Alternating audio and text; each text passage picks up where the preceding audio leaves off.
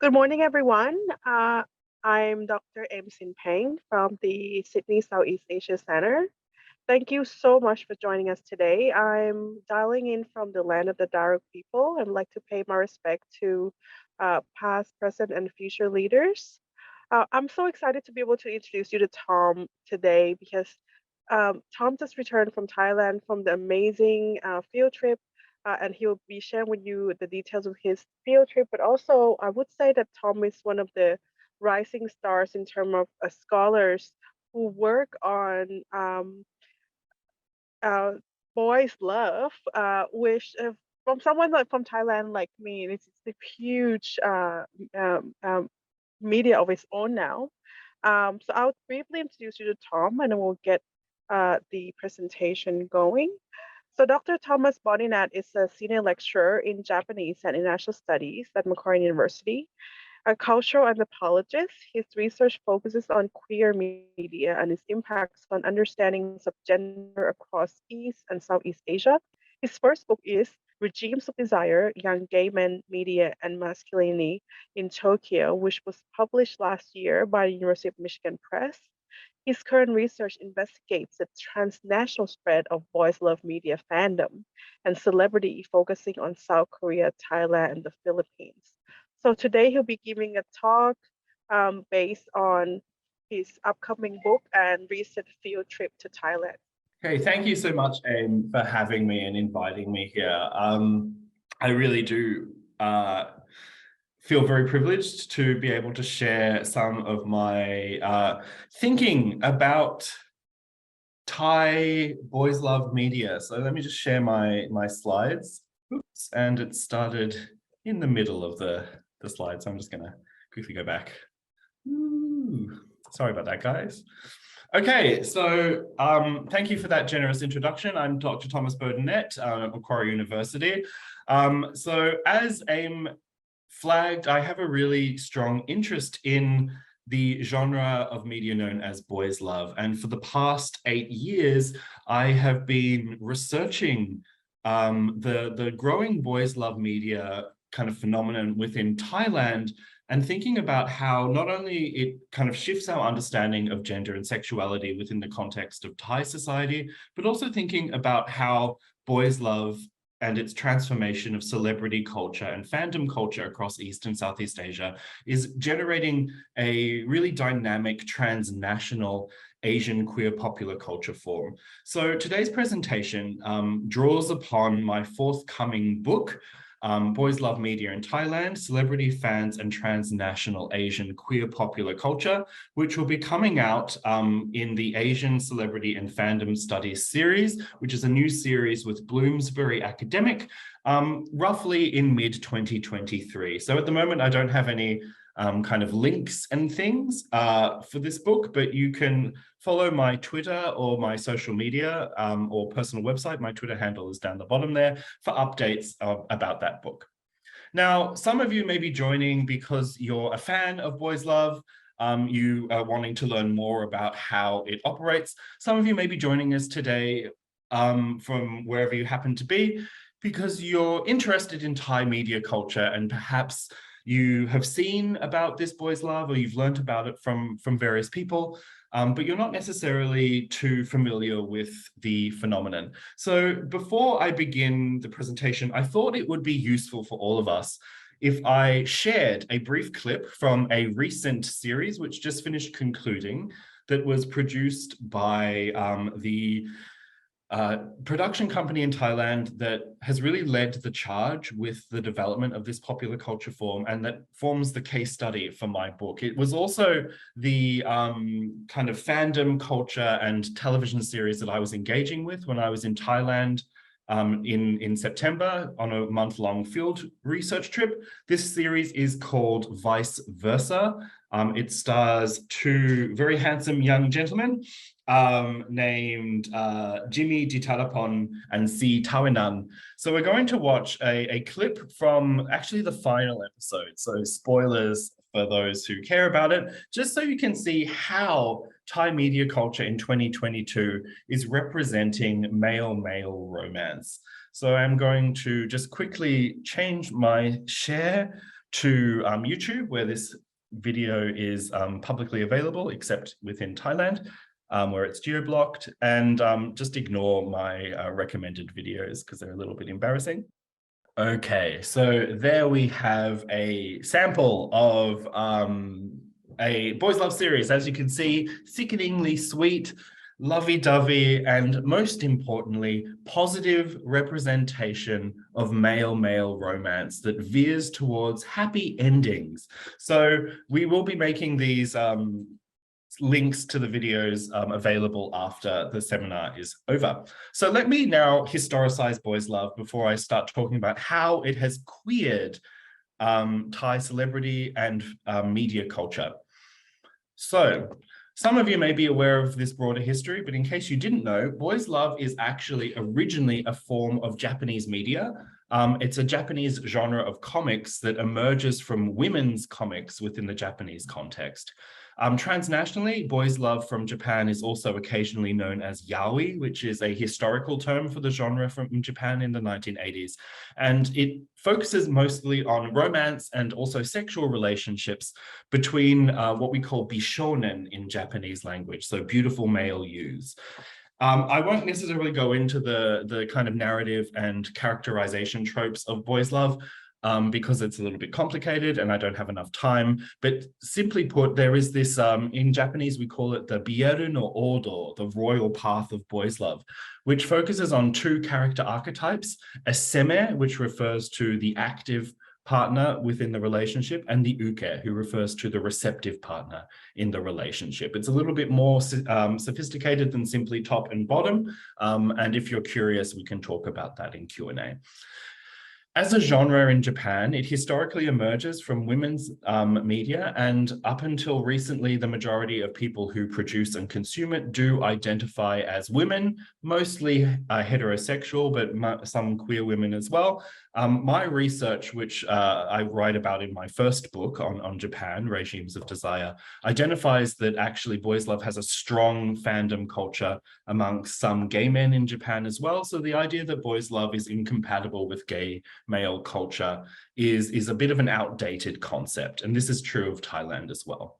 So Boys Love from Japan is a highly transnational genre, mostly spread through informal fan networks online.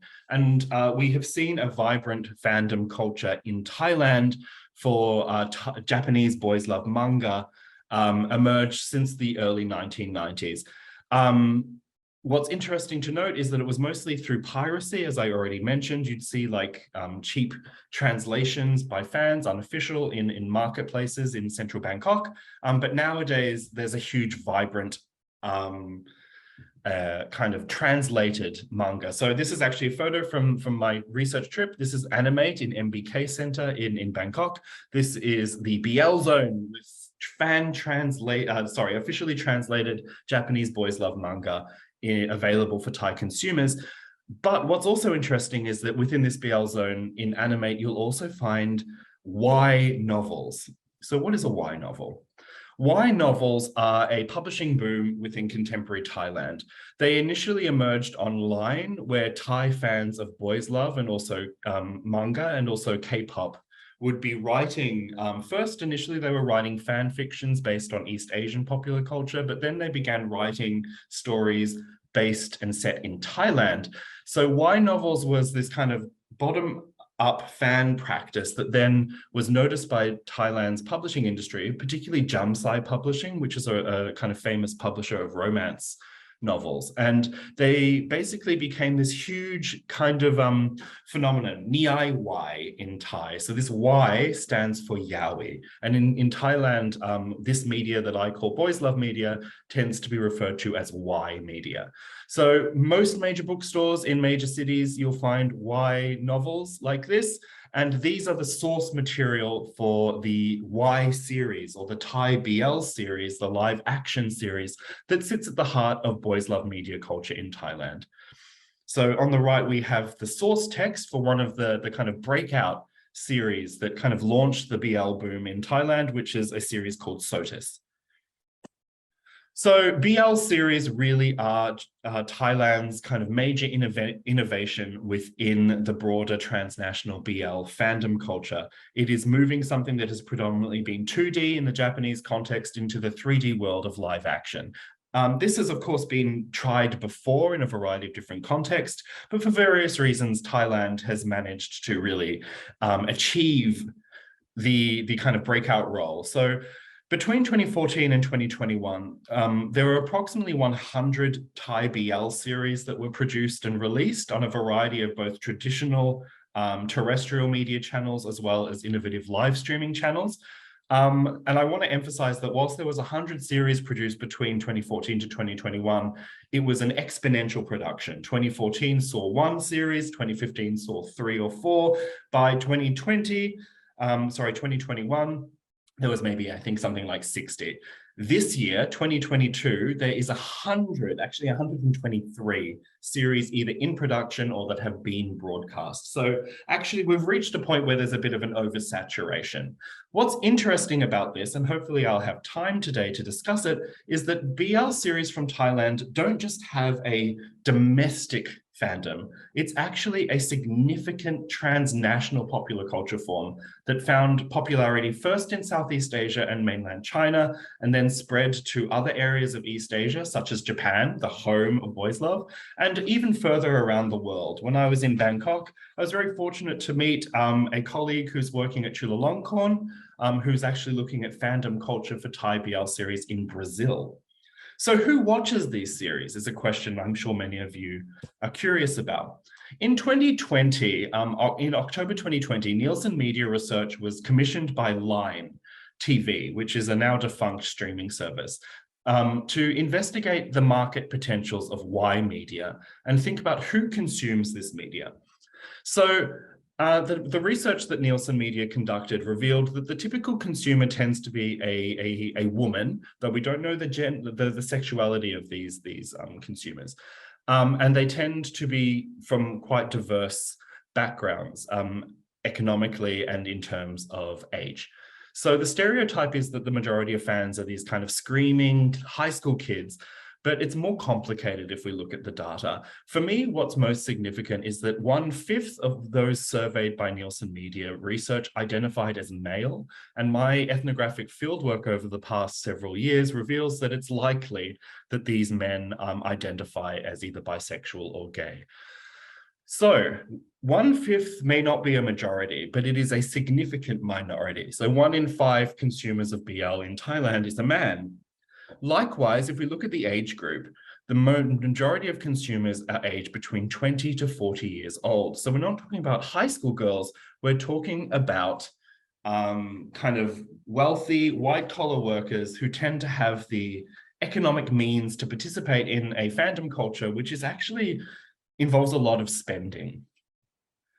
So I have been, over the last several years, investigating what I term the boys' love machine that content producers in Thailand have developed in order to create a new form of celebrity culture through BL to promote artists, generate revenue, but also in an unintended way, produce a queer intervention into Thailand's heteronormative media landscape. So from a business perspective, this BL machine was generated in order to exploit middle-class female consumers who possess the economic clout to consume conspicuously and drive profits. And in so doing, Thailand is following patterns previously established in South Korea, as my colleague Jun-Ming Kwon has written about quite usefully. At the heart of this BL machine is the production of something that Thailand has really pioneered, which is known as a kujin, which in Thai language means imaginary couples. I'll talk a little bit more about what these are in a second. So GMM, whilst not the first producer of BL series, is definitely the producers who have consolidated the BL machine and use it most successfully, to the point where GMM in Thailand has GMM TV, the subsidiary of GMM Grammy, has become almost synonymous with BL production. So as a broader company, those of you familiar with Thailand will know that GMM Grammy is a huge mover and shaker in music and is one of Thailand's largest producers of media content, producing a diverse portfolio of music, lakon, movies, concerts, magazines, and importantly, running fan meetings.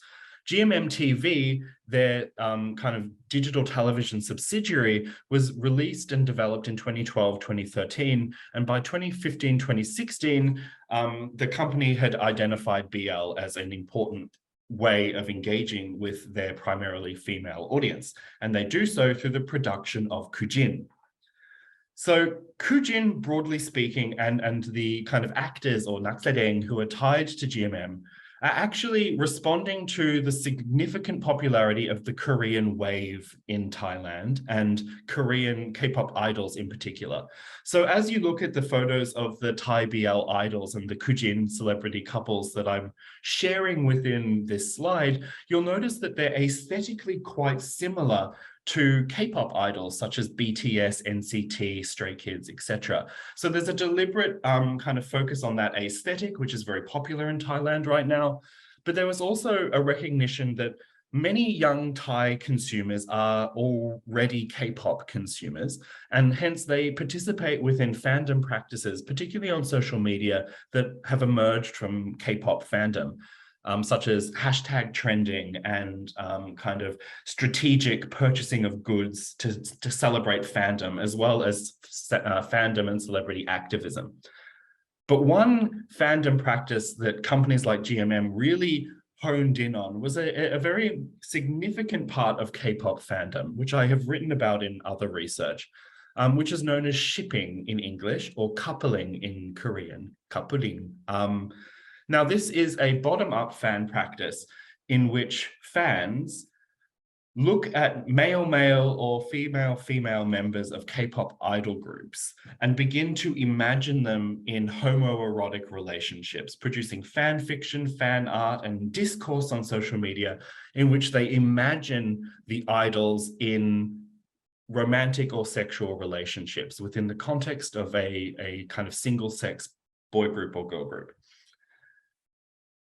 What's interesting in South Korea is that the K-pop production companies implicitly respond to and encourage this behavior through the practice of fan service, in which idols kind of perform what a colleague of mine, Jung Min Kwon, calls staged homoeroticism, in which they get on stage and share moments of skinship, fleeting touches, or sometimes full-on kissing, but it's always kind of responding to the desires of fans. What the BL machine has innovated and why Thailand has taken BL to the next step is that GMM flipped this narrative. Rather than having a bottom-up process where fans notice something between two idols and then create an imaginary world, GMM says, we're going to create an imaginary world for you based around our two idol talents. You're going to accept them as a kujin, and we're going to provide you with explicit content that you can then celebrate their staged homoeroticism with. So where bottom-up fan practices are normal within the K-pop and J-pop spheres, Thai BL's innovation is to make it top-down. And I want to argue that this may not necessarily be such a bad thing. So I don't really have enough time due to the short nature of this seminar to really talk to you in depth about how the BL machine works, and I can possibly kind of discuss things in Q&A.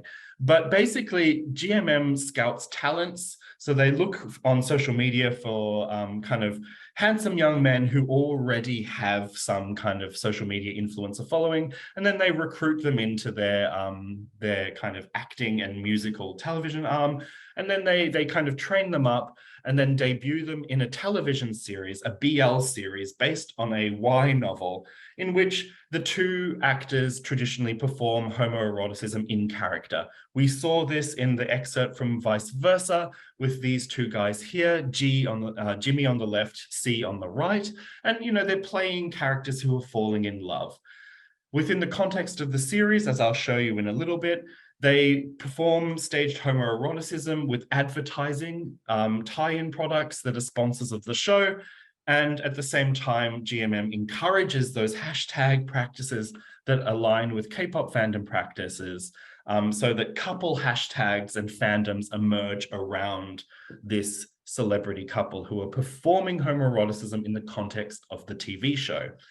But where the BL machine breaks from what has been normal within the East Asian context is that the characters that the people play are not the focus of the shipping. Rather, it is the actors themselves who are the focus of the shipping. So stages 5 through 7 of the BL machine operate to separate the idol couple, the Kujin, from the narrative world of the BL series, and hence transform the shipping practices to focus on the relationship between the idols, which means that the idols can then be put into fan meetings, variety shows, and subsequent BL series to continue the production of a queer affect, an emotional response to stage homoeroticism, an attraction to and celebration of male-male intimacy and queer romance within Thai media culture. So this, what I'm alluding to, is a fan discourse known in Thai language as Fin. Fin is, I argue in my book and through my research, the master concept that drives the BL machine, but that also has unintentionally created a queer intervention into Thailand's heteronormative society. So the term Fin is actually originally gay male slang from Thailand, and it's been circulating in Thai media culture. I learned actually from a conversation I had with a colleague at NIDA, the National Institute for Development Administration in Bangkok, 2 weeks ago. It was actually something that emerged in Thai media culture in the 1990s. It's a gay slang term. It derives from the English term finale, which is alluding to the finale of sex. So it's orgasm, basically. So it's a feeling of immense satisfaction and excitement, likened to an orgasm, or jouissance in that kind of Kristeva kind of psychoanalytic reading, if you want me to be academic. But it actually was taken up quite significantly by a group of consumers called Saltin, so Korean female fans of Korean dramas and K-pop. And they used it as a slang term on social media to kind of explain their sense of satisfaction and excitement produced by idols, K-pop idols. And within the context of shipping of K-pop groups, a lot of Thai men and women were also using Fin to describe these implicit moments of staged homoeroticism that were central to K-pop fandom culture. So GMM's top-down approach is to manage and produce Fin deliberately, and it's the way in which fans of Kujin stage imaginary idol couples express and experience their fandom for Thai BL celebrities. So I want to show you an example once again from Vice Versa, in which we see how Fin is being tied to advertising, but is also producing a sense of excitement, a build-up towards this moment of release when we see and celebrate homoerotic relationships. And then after I've shown you this example, we'll talk about how I argue this is a queer intervention into Thai media culture.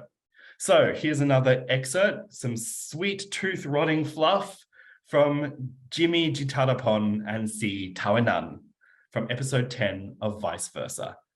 Sorry for those who may see me grinning in the chat.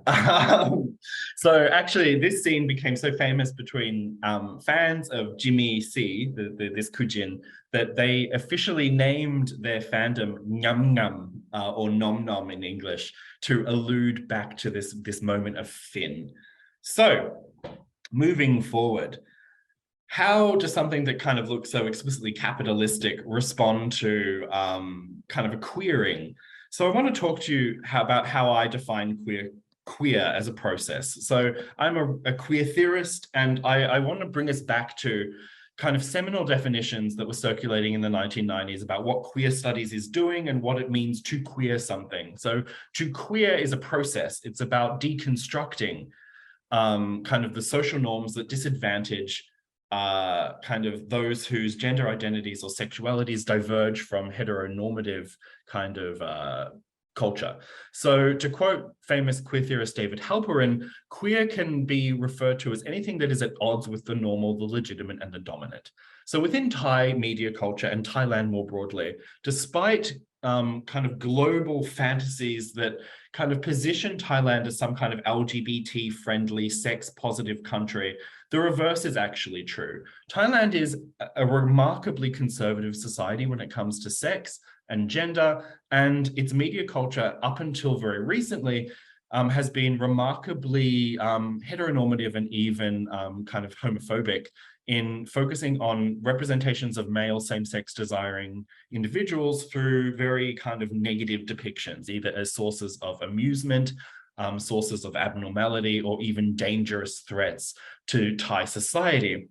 So the rise of BL culture and the fandom that has emerged around Kujin, such as Jimmy C that we just saw, or this recent couple, Nanon, that I've got depicted here on this slide from a series called Bad Buddy that was released to great acclaim in 2021, is a challenge to the broader heteronormativity of Thai media culture. I think that we shouldn't dismiss the power that exists with having actors perform homoeroticism, even if these actors may not necessarily identify as queer, like those who desire queerly, or are members of the LGBTQ community, if we want to use identitarian language. Though I want to flag one thing that I learned through talking to industry insiders in Thailand is that many of the actors involved may not have publicly disclosed their sexuality. One of the most exciting points that I learned from people was that many of them actually are queer in some way. They just can't necessarily say it out loud due to the nature of Thai society. But for me, what's most important about Finn, about Kujin culture and the rise of BL is it has actually produced a new way of consuming and viewing and understanding media within the context of Thailand. It has produced a new gaze, a new consumer process in which people respond to homoeroticism, respond to queer representation, respond to queer romance positively, and have been trained to consume media in ways that move away from or kind of challenge heteronormativity. So I have written about this extensively in a previous publication that came out in 2019, but it also forms a big part of my book. I also want to emphasize that sometimes BL is denigrated because it emerges from women's culture, both in Japan or within Thailand. But I want to kind of recenter this discussion and remind people that, you know, young women in particular are really disenfranchised within the creative cultural industries of societies around the world, but particularly Thailand.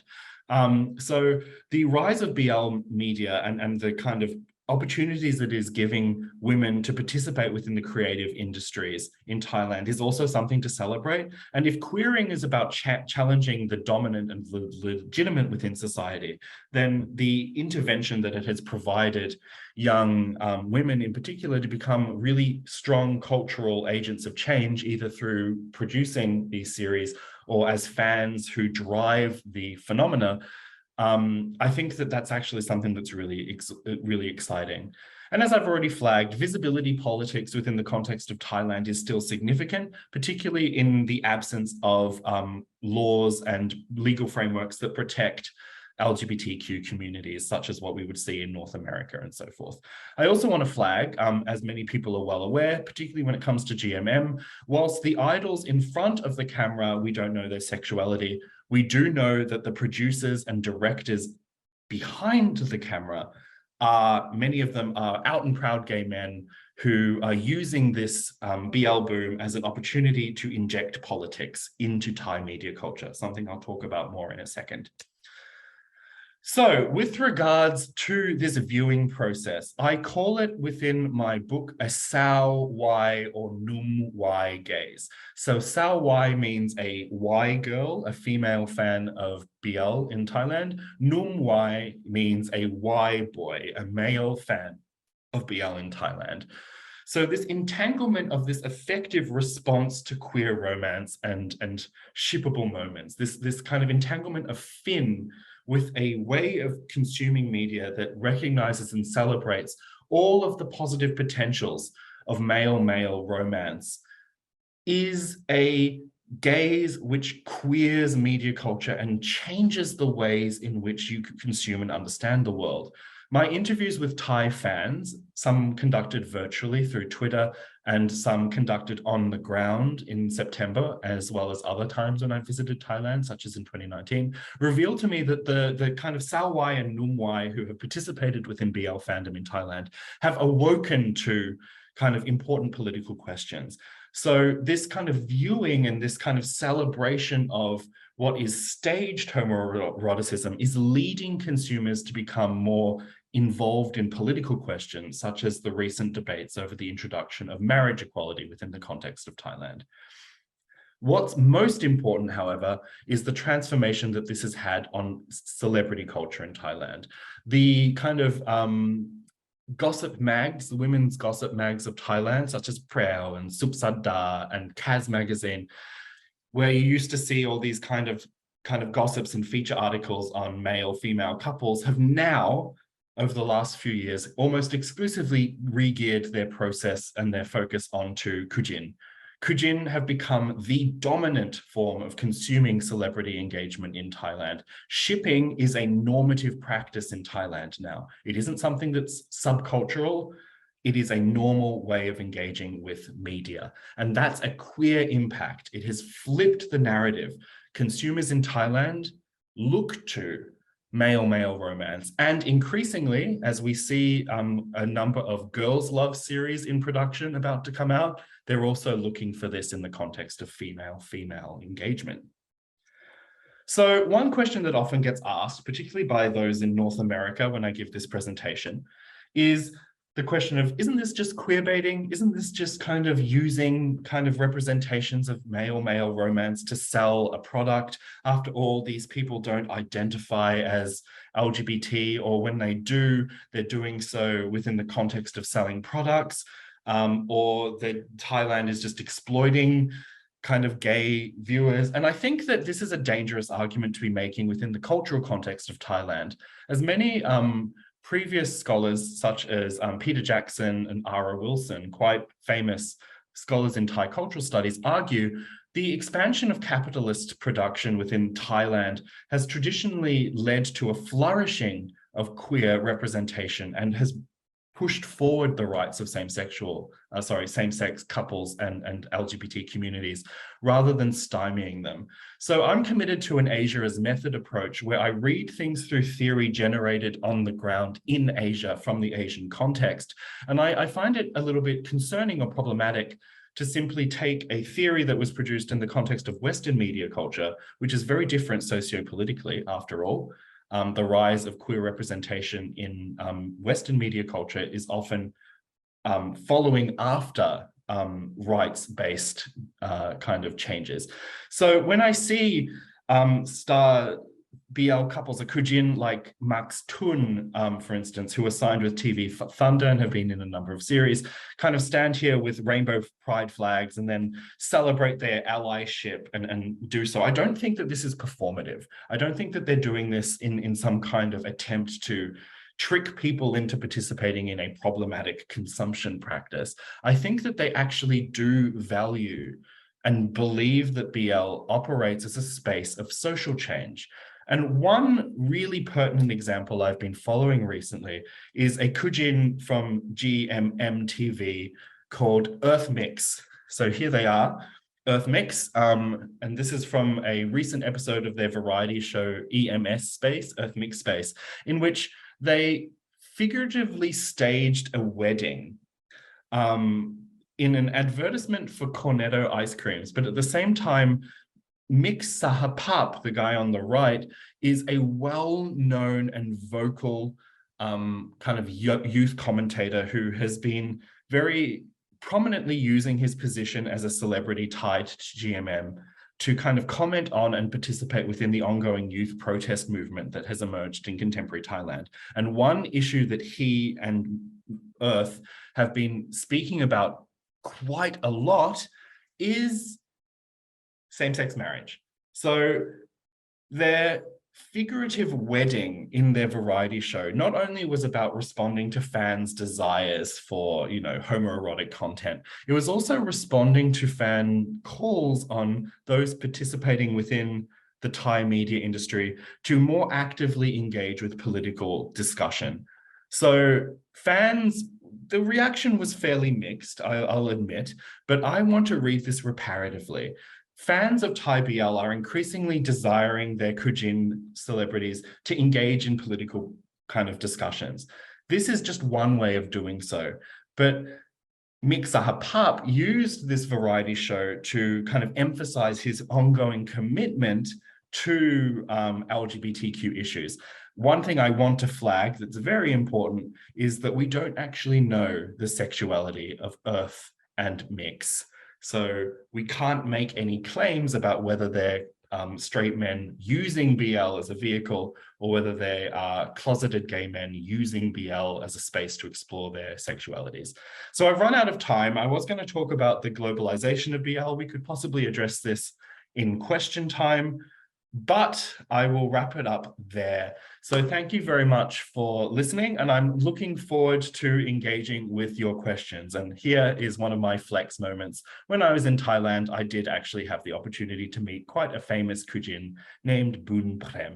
So that's where I'll end it. I look forward to hearing from you. Oh, and here are my socials in case you want to reach out to me there as well. I'm always happy to chat on Twitter. Thanks so much, Tom, for that very engaging and rich study of BL phenomenon in Thailand.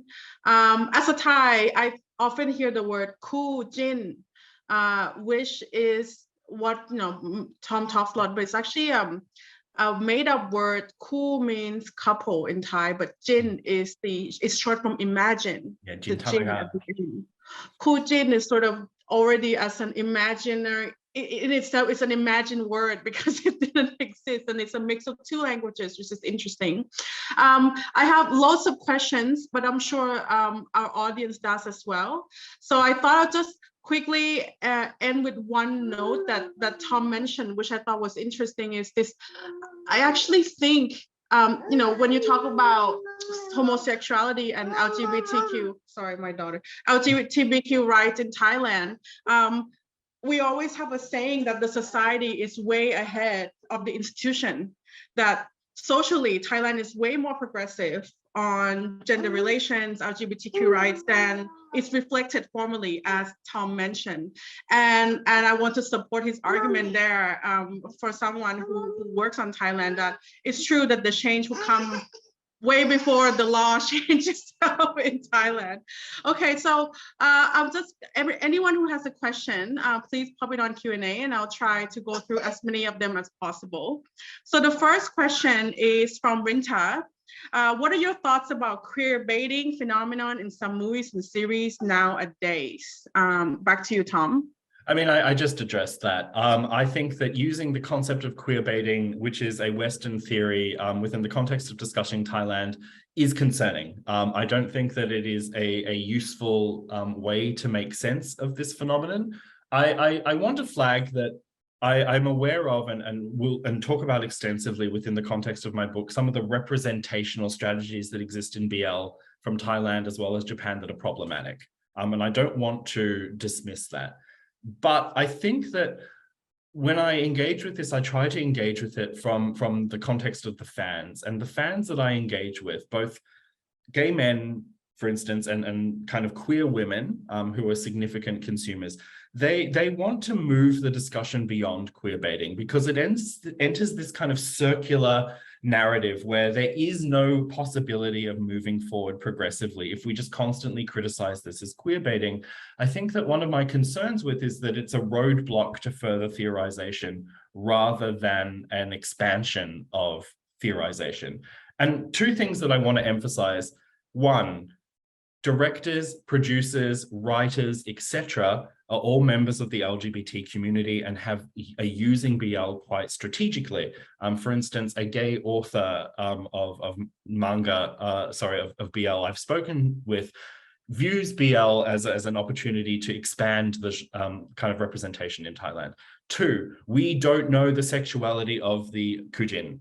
And that's because Thailand is still a society in which coming out as an actor may damage your career, because, as Aim was saying, institutions and mainstream kind of social structures have not necessarily met up with the changes in social norms. And I was told, like, I've been given names of Kujin who are actually Kujing, which means real couples. I can't tell you who they are, but there are a few Kujin who are real. So there you go.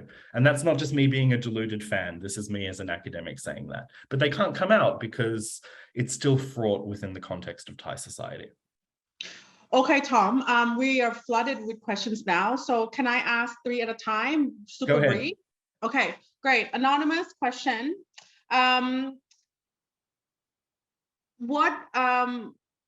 So the questions relating around comparing the business model of the Thai media queer intervention to Thai media culture versus what may have been observed in South Korea. That's question number 1.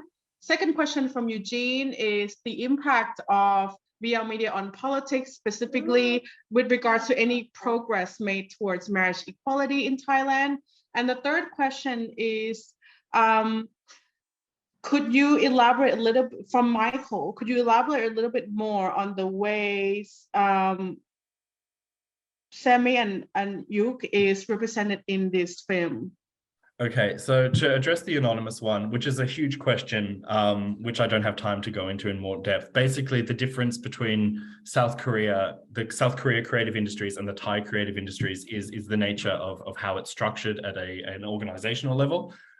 As I already emphasized in my presentation, South Korea tends to be bottom up.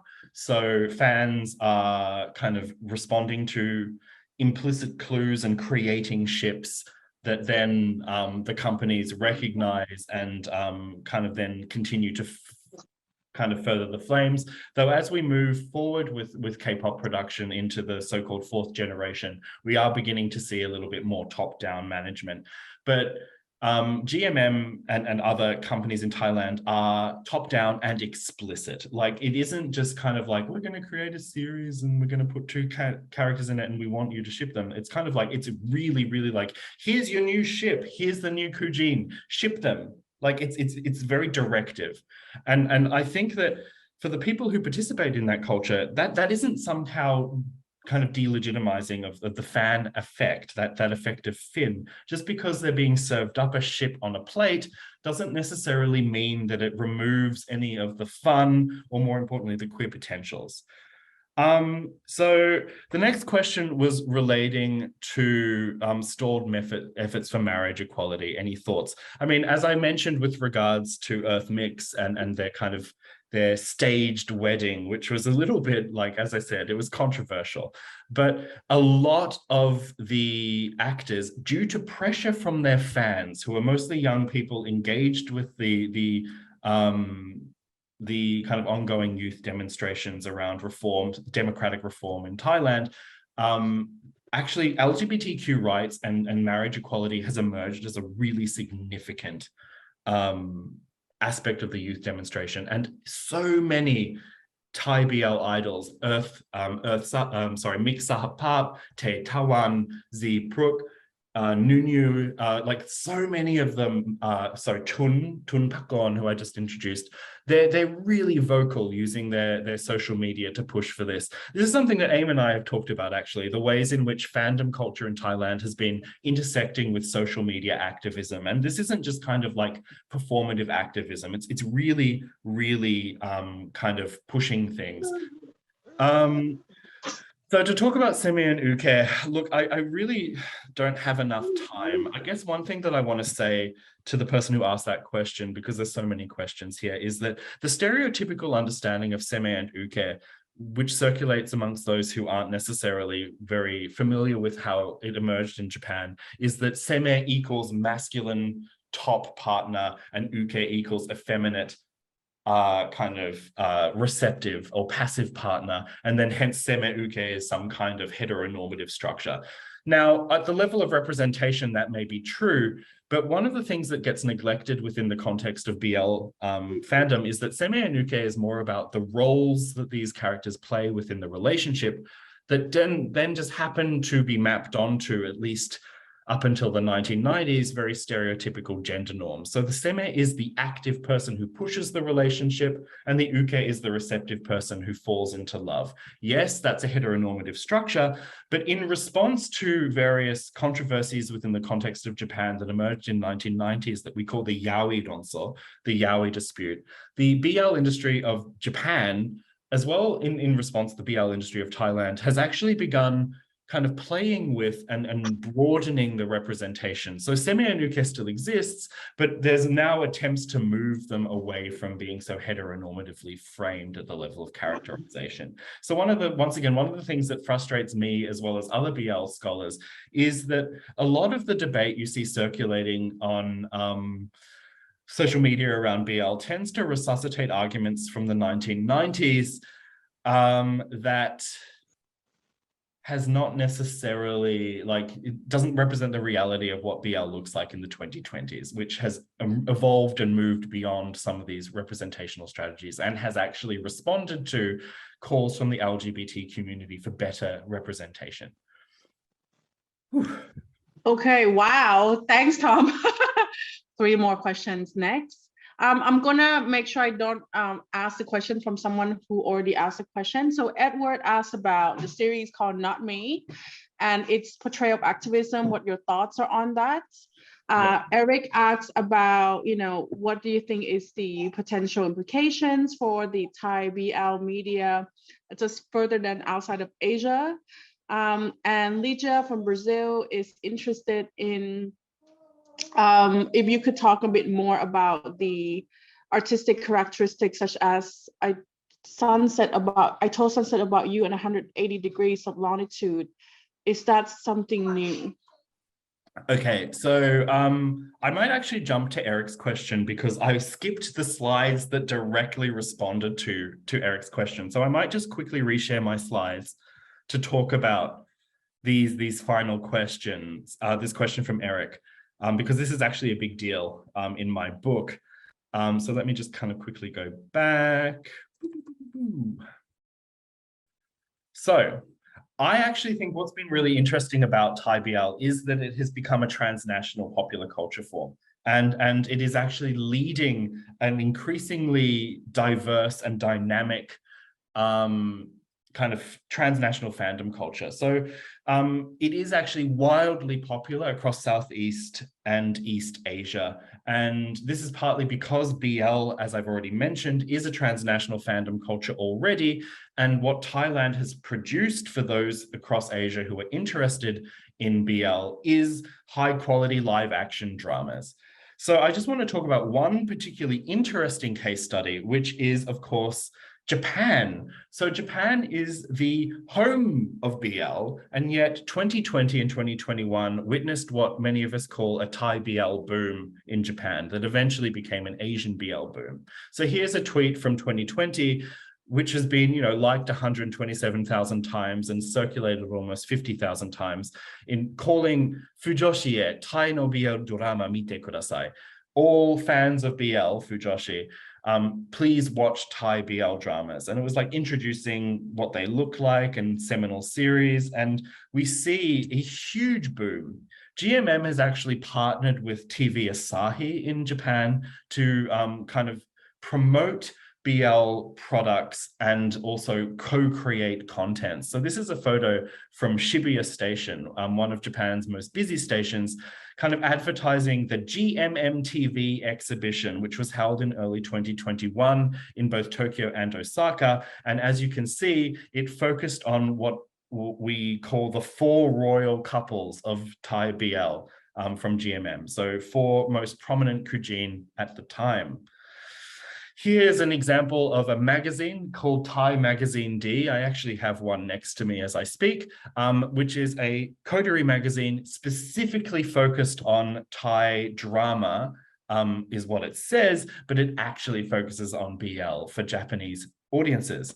And this is perhaps, for me, the most interesting example. This is a Twitter account called Thai BL ni koi shitai. I want to fall in love with Thai BL, which is a Twitter account that is managed by the Tourism Authority of Thailand, operating out of the the Consul General of Thailand in Osaka, which is using Thai BL as an opportunity to kind of engage Japanese consumers from the perspective of soft power. So one of the questions that I was really exploring within my fieldwork in September is it fair to say that there is a Thai wind, a term that I borrow from a colleague named Ampon Jaratikon, which is competing with the Korean wave within Asian media culture? And what are the potential soft power potentials of Thai BL and Thai drama fandom more broadly across East and Southeast Asia?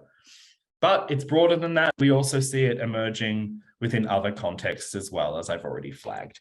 Now, let me just reorientate myself.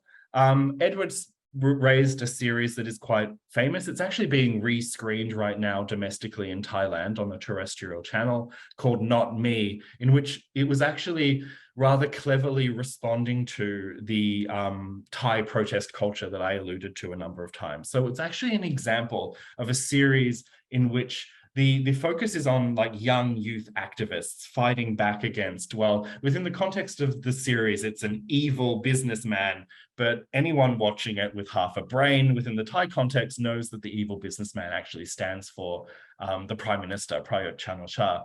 And there's even a very famous scene, a scene that produces Finn, where the male couple, the Kujin, off-gun, a famous one, actually participate in a pride protest. And it's actually a moment in which they realize their kind of deepening affection for each other.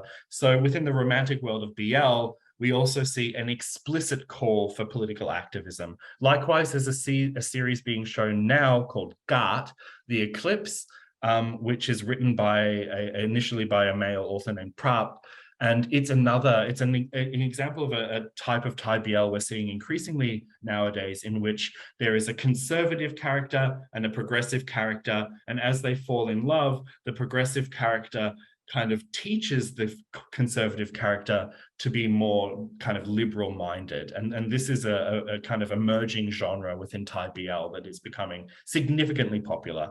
And the last question, I'm not really sure what is meant by artistic characteristics, because all of this is artistic. It's just different. I think maybe what the question is referring to is more artisanal, or perhaps series that are kind of responding to the filmic traditions of kind of independent cinema within the context of the West. I actually don't really have any opinions about them, so I can't really answer that question. I'm sorry. Whew, that was a wild ride. Tom, even though we've run out of time and you literally still have 21 questions, this is probably the most, I've been doing this Thailand series for over a year. I would say this is probably the most engaged talk we've ever had. I guess one thing that I want to say.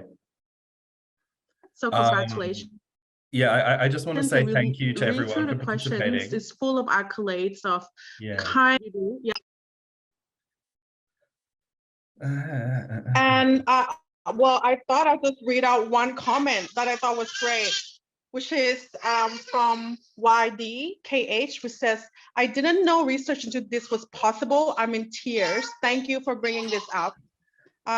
So if I like to just end the talk now, but sorry.